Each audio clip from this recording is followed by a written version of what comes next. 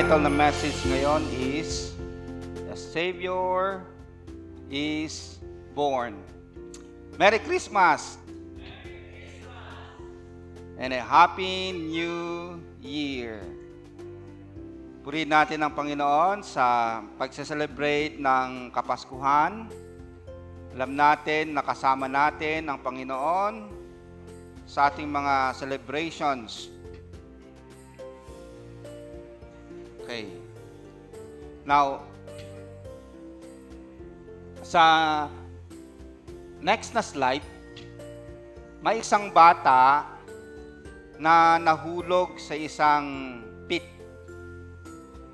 Tapos, may mga dumaan at sinasabihan siya, sa susunod, mag-ingat ka. Ang dami mga advices. Yung isa, naglagay ng ladder para siya ay makaakyat. Kaso nga lang, hirap pa rin yung bata. Pero may isang mas maliksing tao na siya mismo yung bumaba para iahon yung batang nahulog sa pit or hukay. Christmas is God entering our pit. And we say amen to that. Hindi lang nagturo ang Panginoong Diyos patungkol sa kaligtasan. Ang Diyos mismo ang bumaba naging tao para iahon tayo sa ating kasalanan. Kaya nga ang title ng message is A Savior is Born. At titingnan natin itong tagapagligtas sa passage na nabasa natin kanina. Today, in the town of David, a Savior has been born to you. He is the Messiah, the Lord. Itong mga words na ito ay galing sa anghel. The angel said sa verse 10, "Do not be afraid. I bring you good news that will cause great joy for all the people." Ito yung mensahe ng anghel, ang sinabi ng anghel sa mga shepherds na nung nakita nila yung mga anghel na umaawit nung si Jesus Christ ay naipanganak, natakot yung mga shepherds. Pero sabi ng anghel, "Do not be afraid. I bring you good news that will cause great joy for all the people." Kaya tuwing Kapaskuhan, inaawit natin yung joy to the world, the Lord has come. And then sa verse 11, sabi ng angel, "Today, in the town of David, a Savior has been born to you. He is the Messiah, the Lord." And then sa verse 12, "This will be a sign to you. You will find a baby wrapped in clothes and lying in a manger." Okay. So itong mga shepherds, actually sila ang trabaho nila ay isa sa pinakamahirap na trabaho in those days and pinakamababang klaseng trabaho na doon sa Egypt, dahil sila, yung family ni Joseph, they were shepherds, hindi sila pwedeng mabuhay sa syudad ng Egypt. Kailangan nilang mamuhay doon sa labas. Kaya doon sila, kasi sila ay mga shepherds. Mababa ang tingin nila. Pero, purihin ang Panginoong Diyos sa mga katulad nila. Unang nagpakita or naibalita yung mabuting balita that a Savior has been born. Now, the next slide, ito po yung tanong natin. What does it mean that Jesus is born as our Savior? Anong ibig sabihin nun? Pag sinasabing yes, na ipanganak si Jesus na tagapagligtas, our Savior. First, basahin natin ng sabay-sabay. We need a Savior because we are sinners. When we say Jesus is born as a Savior, ibig sabihin nun, tayo mismo ang nangangailangan ng tagapagligtas. Bakit? Because we are sinners. Sino ang ililigtas? Ang mga katulad nating makasalanan. Sa next na slide, tingnan po natin itong word na Savior. Counter-narrative against Caesar.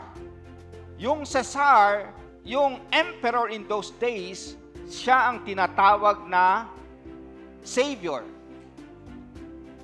Kasi magulo, pero itong Caesar na ito, sinakop niya yung maraming mga bansa, naging isa, naging tinatawag na Roman Empire, at nagkaroon ng tinatawag na Pax Romana. Pakiulit nga, Pax Romana. Ibig sabihin nun, Roman peace. Kaya, tuwang-tuwa yung mga tao kay Caesar kasi siya yung nagbibigay ng peace. Pero dito sa pagsilang ni Jesus Christ, ang sinasabi ni Lucas, ang tunay na tagapagligtas ay si Jesus. Ang tunay na nagbibigay ng kapayapaan ay si Jesus. Kaya, even dito sa chapter 2 ng Lucas, verse 29 hanggang 32, may isang righteous person na nagngangalang Simeon. Matanda na siya. Naghihintay siya ng pagdating ng Mesiyas, ng tagapagligtas. At nung makita niya si Jesus Christ, sabi niya sa verse 29, Sovereign Lord, as you have promised, you may now dismiss your servant in peace. For my eyes have seen your salvation, which you have prepared in the sight of all nations, and light for revelation to the Gentiles, and the glory of your people, Israel. Itong matandang Simeon, ang sabi niya, I have seen your salvation. Nung nakita niya si Jesus Christ sa templo, dinala siya doon sa templo.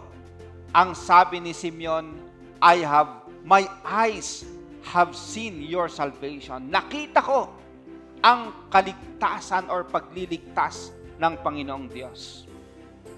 At very clear, sabi niya, a light for the revelation to the Gentiles.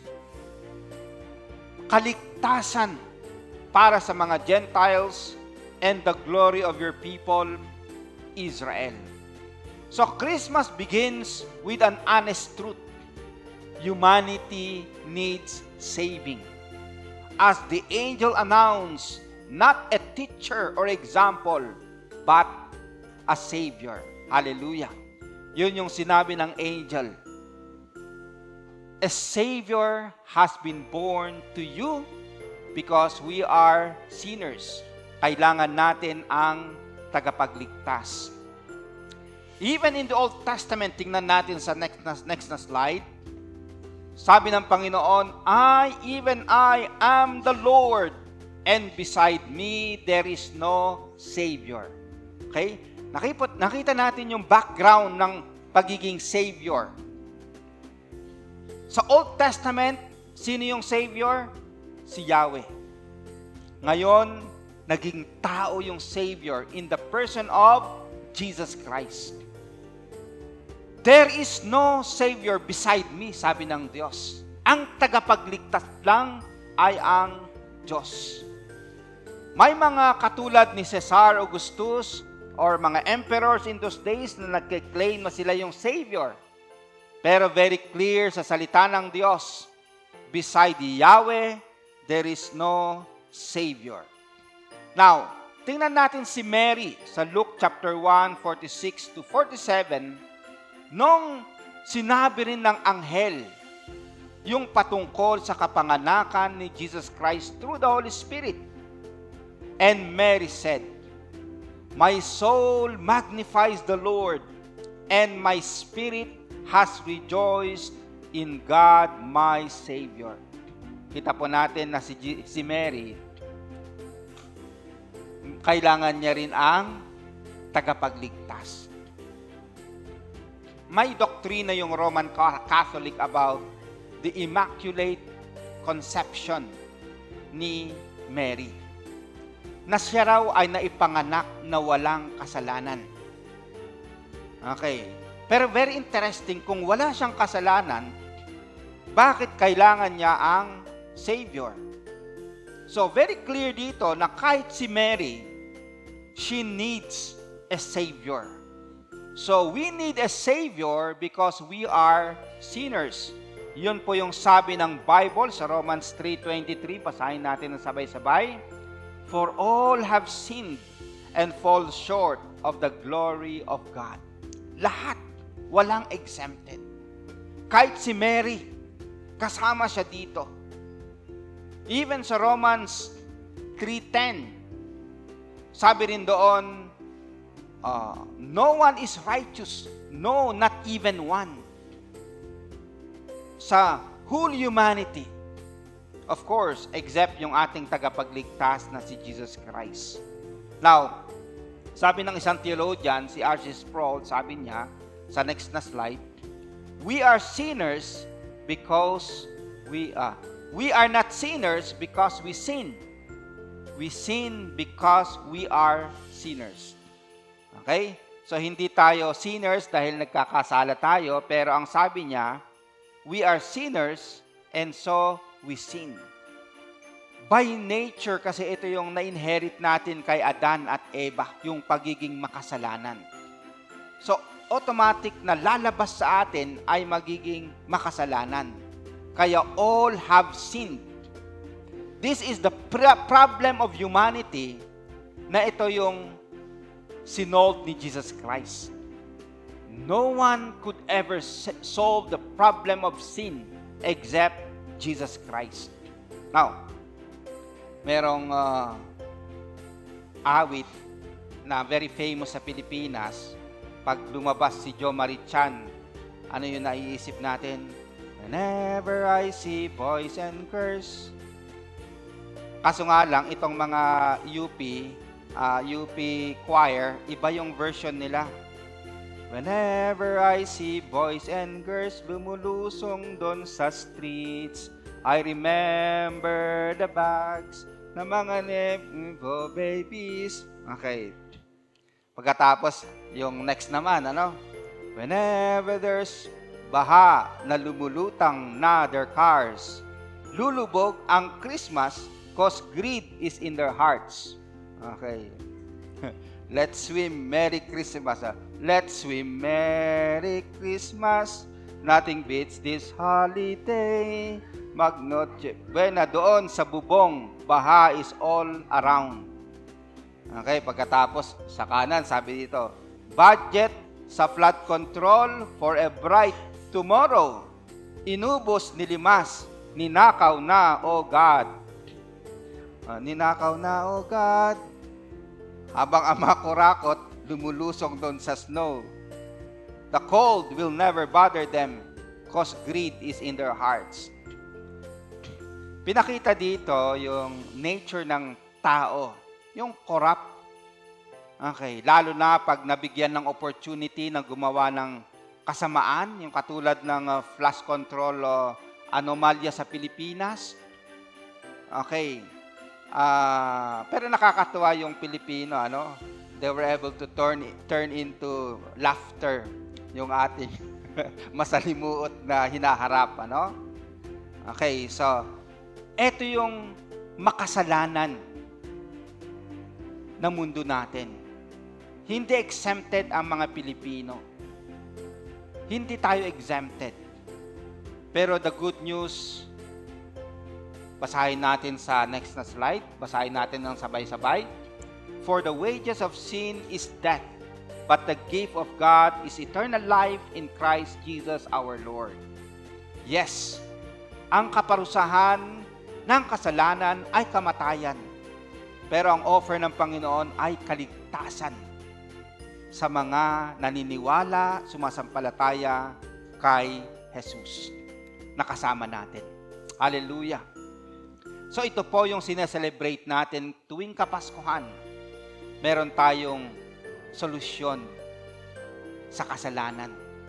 We pray dito sa mga involved sa flood control anomalies sa bansang Pilipinas. Magsisi sila, otherwise may judgment. Pero ang good news, pwede silang maligtas kung sila ay magsisi. Kasi ang kaligtasan, ang Savior ay para sa lahat na naniniwala sa Kanya. Sa next na slide, what does it mean that Jesus is born as our Savior? Basahin natin ng sabay-sabay. Jesus saves us by forgiving our sins. Meron akong nakitang picture. Jesus saves. Nag-aalkansya siya, nagsisave siya sa alkansya. Pero that is a misunderstanding sa sinasabing Jesus saves. Okay. So, meron pa iba. Jesus saves. Do you? Kung si Jesus Christ daw ay nag-iimpok, nagse-save, ikaw, may savings ka ba? Very, very interesting kasi may bibilhin yung kapatid kong si Cora na lupa. Pagkatapos, kailangan immediately yung pera, last Thursday. Meron siyang pinadalang pambayad, baka hindi raw makarating. Kaya, nag-message sa akin, baka meron daw akong savings sa bangko. In-screenshot ko yung aking mga bank account, sinend ko sa kanya. Pero bigla akong nahiya sa sarili ko. Ang liit ng savings ko. Sabi ko sa misis ko later on, sabi ko, bigla akong nahiya bigla akong nanliit. Oo. Pero nakakatuwa, kahit yung pamangkin ko, pag kailangan nilang pera, lumalapit sila sa akin, humihingi sila ng ibabalik din naman kaagad, kailangan lang. Sabi ko, itong mga kapatid ko, pamangkin, akala nila mayaman ako. Marami akong savings. Kasi nga, ang model ko, si Jesus Christ, Jesus saves.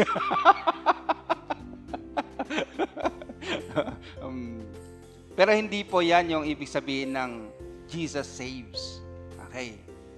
Jesus saves us by forgiving our sins. Okay. Ang kasalanan niyon, marami ako. Yun ang pinapatawad ng Panginoon. Hallelujah. Sa next na slide, tingnan po natin yung title ni Jesus Christ here as Messiah. Today in the town of David, a Savior has been born to you. He is the Messiah, the Lord. Sa next na slide, ito yung messianic expectations ng mga tao, especially mga Jewish people. A political Davidic Messiah who defeats Rome and restores Israel's glory. This explains the disappointment and rejection of Jesus. Kasi may expectation sila na political Davidic Messiah. Natatalunin niya yung Rome. Kaya kung maalala ninyo sina James and John, lumapit sila kay Jesus. Pag nanalo ka, when you sit in your kingdom, pwede ka kaming umupo sa right and left. Kasi ang isip nila ay ganito, political Davidic Messiah. Na darating ang tagapagligtas and He will overthrow the Roman Empire. At kung sino yung mga malapit sa Kanya, they will sit at the right and at the left. So, eto po, pinakita sa passage natin na itong si Jesus Christ comes from the line of David. Kaya si Joseph and Mary kailangan pumunta sa Bethlehem para palista ng kanilang pangalan. Kasi ang Messiah ay manggagaling kay David. Pero ito yung understanding nila, political. And then next, a priestly Messiah who restores through worship and cleanses the temple. He acts as a priestly mediator. Kasi kahit yung templo, ang tawag sa templo in those days is Herod's temple, kasi si Herod, inaayos niya, beautify yung temple. Pero ang temple din ay nahaluan ng politics. Yung political and religious nagsama. Ang namimili or nagbibigay ng basbas ng high priest, kung sino yung maging high priest, ay kung sino yung namumuno sa lugar na yon. Kaya merong mixture ng politics and religious. So ang tingin nila in those days ay itong templo natin nabahiran ng hindi maganda. Pag dumating yung Mesyas, siya yung tunay na priest. Kaya sa Hebrews, ang tawag sa kanya, high priest. Kasi may expectation sila na high priest. Yung Messiah, siya rin yung high priest. And then, a prophetic Messiah like Moses, who speaks God's word and authority. He leads God's people as Moses did. Actually, makikita natin yung portrayal ni Jesus Christ as the new Moses sa Gospels. For example, He chose 12 disciples. Kasi ilan ang tribes ng Israel? 12. Pero sa time na yon nawala na. Wala nang distinction ang mga tribes. Pero Jesus Christ restored. So 12 disciples. And then Jesus Christ going up to the mountain, si Moses umakyat din sa bundok and received God's laws. So they were presenting Jesus as the new Moses. So ito yung mga expectations nila. Ang pinaka hindi popular na image ng Messiah in those days ay yung pagiging suffering Messiah, which was like the prophecy in the Old Testament. Pero bago yon, tingnan po natin yung next na slide. Ito yung sinulat ni Josephus, na isang Jewish historian who was writing about the history of the Jewish people.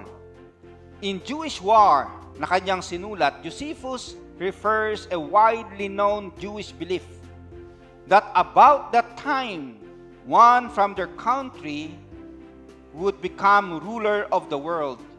Kaya ina-expect nila Messiah fulfilled in Jesus Christ. Pero kay Josephus, sabi niya, Josephus claims that Jews took this prediction to belong to themselves, but it was Vespasian who was designated by God to rule the world. Vespasian was one of the Roman emperors. So, kine-claim ni Josephus na itong si Vespasian, siya yung nag-fulfill ng pagiging Mesyas.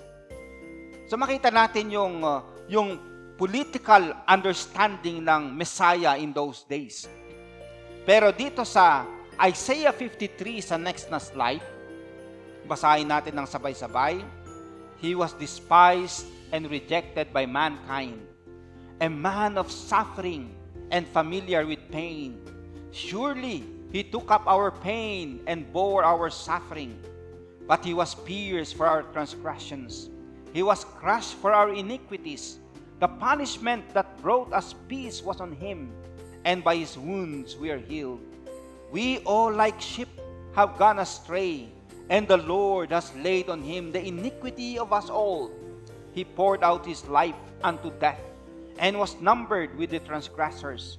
For He bore the sin of many, and made intercession for the transgressors. Sa Isaiah 53, predicting yung suffering Messiah. He bore yung ating iniquities, ating mga kasalanan. Even noon pa, may prophecy na darating ang tagapagligtas who will bore our sins on the cross. It was not very popular being yung expectation ng Messiah in those days. Pero very clear na ginawa ito ni Jesus Christ. Ayon kay Paul sa Romans 2:13 to 14, basahin natin ng sabay-sabay. Next slide. He forgave us all our sins, having canceled the charge of our legal indebtedness, which stood against us and condemned us. He has taken it away, nailing it to the cross. Hallelujah. Ipinako ni Jesus ang aking kasalanan sa krus. Ipinako ni Jesus ang iyong kasalanan sa krus. Ang tawag natin dyan yung penal substitution, na yung aking kasalanan, inako niya. Yung kanyang righteousness, ibinigay niya sa akin. So yun yung tinatawag na penal substitution. Jesus Christ is our Savior by forgiving our sins. Ipinako niya doon sa krus. Sa next na slide, yung contrast kay Caesar, yung Roman emperors. Caesar could rule bodies. Jesus saved souls. Caesar could enforce peace, kaya may Pax Romana. Jesus makes peace with God. Caesar could punish sin. Jesus forgives sin. Hallelujah. Yan po yung message ng Kapaskuhan. In Christ, sa next na slide, God comes near to forgive, not to condemn. Even this Christmas. Kaya assurance ito sa atin na may pagpapatawad ang Panginoon sa atin dahil kay Kristo Jesus. Kaya ang sigaw ng anghel, yung sinabi inawit natin kanina, Gloria in excelsis, glory to God in the highest heavens, and on earth, peace to those whom His favor rests. Hallelujah. Ang pabor ng Panginoon ay nasa atin. Kaya pwede tayong magkaroon ng kapayapaan before God na wala ng condemnation. Niligtas na tayo.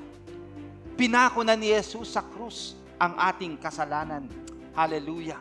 We can celebrate Christmas with true peace in our hearts because of Jesus. 1 John 1:9 ang application. Basahin natin ng sabay-sabay. If we confess our sins, He is faithful and just and will forgive us our sins and purify us from all unrighteousness. Bakit just ang Panginoon? Kasi nabayaran na ni Kristo. Yun yung justice. Kaya pwede tayong humingi ng tawad at maranasan yung forgiveness, yung kapayapaan sa ating puso. Panghuli, what does it mean that Jesus is born as our Savior? Basahin natin uli. In Christ, God remembers our sins no more. So forgiveness in Christ is complete and final. Sa next na slide, today in the town of David, a Savior has been born to you. He is the Messiah, the Lord. Yung tatlong titles dito, Savior, Messiah, Lord, inipon ni Lucas sa isang verse against sa mga claims ng emperors in those days. Kasi isa sa title ni sabihin natin Caesar Lord. Okay, siya yung Lord. Yung iba pa siya yung Diyos. Okay. Very interesting kasi dito sa passage na Luke 5:20-21, when Jesus saw their faith, He said, Friend, your sins are forgiven. The Pharisees and the teachers of the law began thinking to themselves, Who is this fellow who speaks blasphemy? Who can forgive sins but God alone? Okay. So ito yung sinabi ni Jesus Christ, your sins are forgiven. Then yung mga Pariseo, sabi nila, ang Diyos lang yung nagpapatawad. Ibig sabihin, itong si Lord Jesus Christ, siya yung Diyos na nagpapatawad. At kung nagpatawad siya, it is complete and final. Inawit natin sa Hark the Herald, Christ by highest heaven adored, Christ the everlasting Lord. Okay, na-emphasize dito, everlasting Lord. Naisip ko kanina kung bakit ayaw mag-celebrate yung mga iglesia ni Cristo ng Christmas.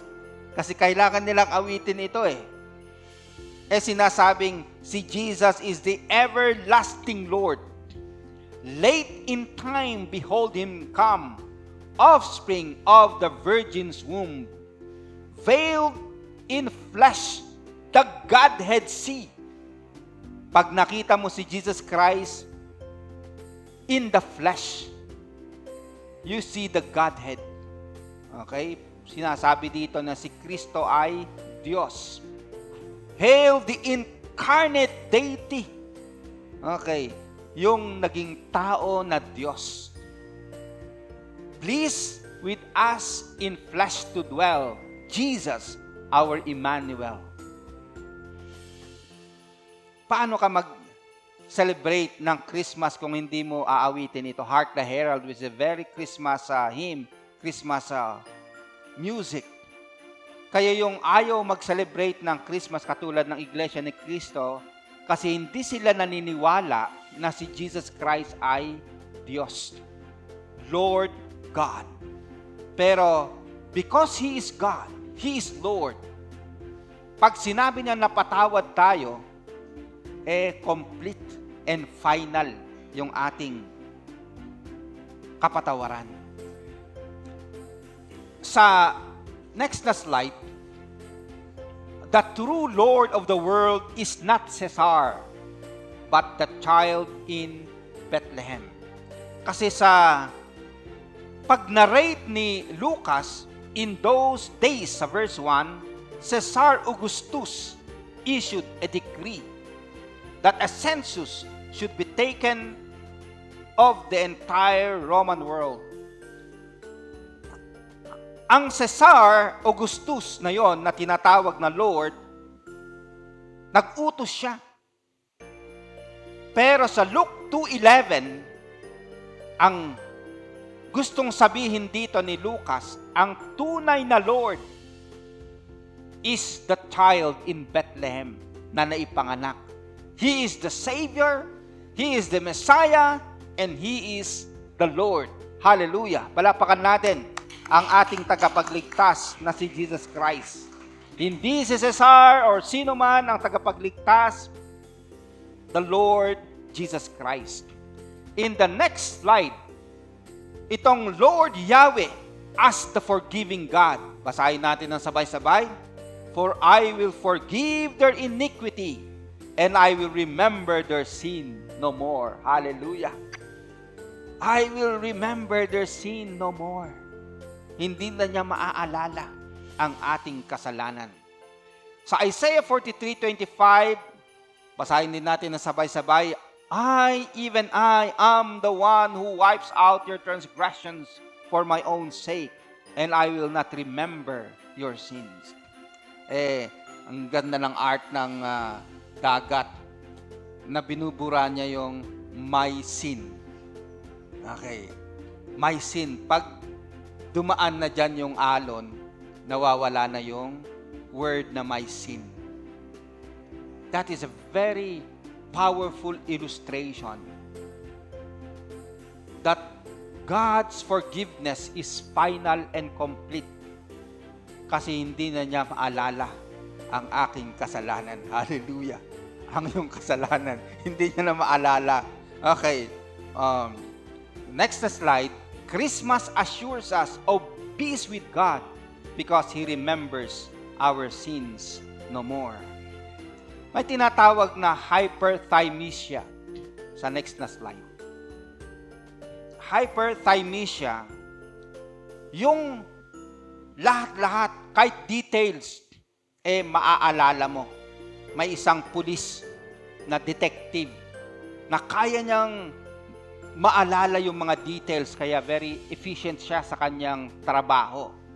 Ang problema lang sa kanya, kahit yung criticism sa kanya, yung mga masakit na sinabi sa kanya, yung mga negative experiences niya, hindi niya rin makalimutan.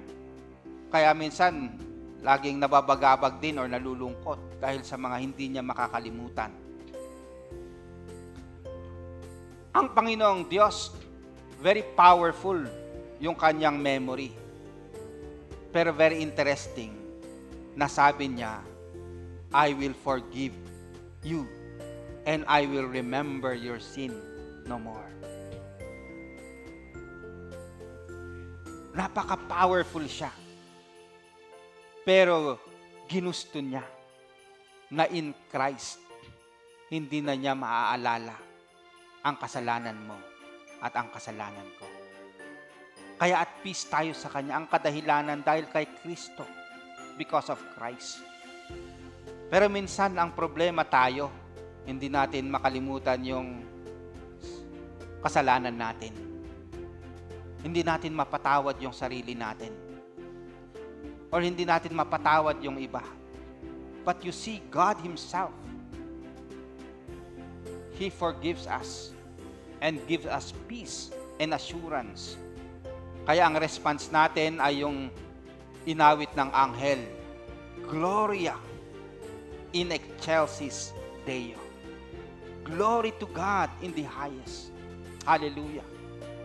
Na dahil sa kanyang pagmamahal, ayaw na niyang alalahanin ang aking kasalanan at iyong kasalanan. Kakalimutan niya or kinalimutan niya in Christ.